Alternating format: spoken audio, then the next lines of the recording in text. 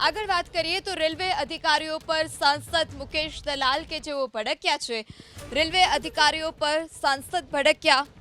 Uttarayan railway station પર સ્થળ પર નિરીક્ષણ સમયે જ સાંસદને ગુસ્સો આવ્યો।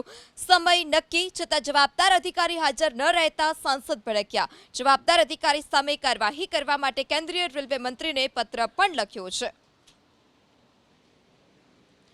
ત્યારે સમય નક્કી છતાં જે જવાબદાર અધિકારીઓ હતા તે સ્થળ પર હાજર નહોતા રહ્યા અને આ જવાબદાર જે અધિકારીઓ છે કે જે સમયસર હાજર નહોતા રહ્યા તેમના વિરુદ્ધ કાર્યવાહી કરવા માટે પણ તેઓએ રજૂઆત કરી છે।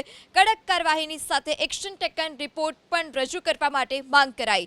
જાહેર હિતના વિકાસ કાર્યોમાં બેદરકારી સ્વીકાર્ય નથી તે પ્રકારની વાત પણ સાંસદ મુકેશ દલાલે કરી છે।